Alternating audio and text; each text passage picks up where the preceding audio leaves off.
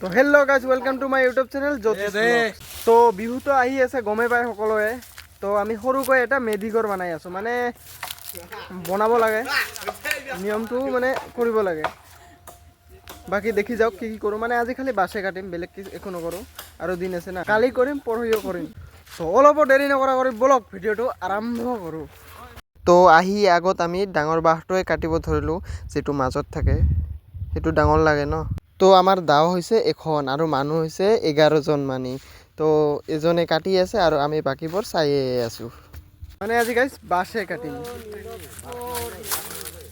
তো এটা বাছ কটা হ'ল, আমাৰ বাছ কাটকজন হৈছে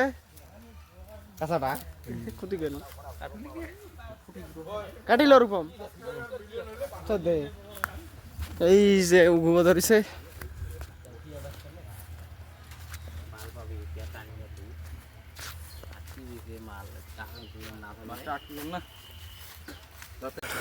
হেল্ল' গাইজ, এতিয়া যে বাঁহটো আমি উলিয়াই আছোঁ।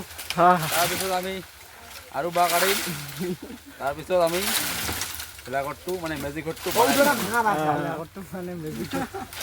আপোনালোকে পিকনিক খাব আহিব চবে। এটা বাছ কটা হৈয়ে গ'ল, তাতে আমাৰ MLA ছাৰ আহি গ'ল। এই যে বাপৰে, ডাঙৰ বাছটো টানিতে টানিতেহে ওলাব পাৰিলোঁ ফাইনেলি। তো এতিয়া সৰু সৰু বাঁহবোৰ কাটিব লাগিব। বাছ উঠি আছোঁ, আজি বাছে কাটিম না, অলপ বাছ উঠাব লাগিব। তাৰ পাছে আৰু নেক্সট আপডেট আহি থাকিব, টেনশ্যন নাই।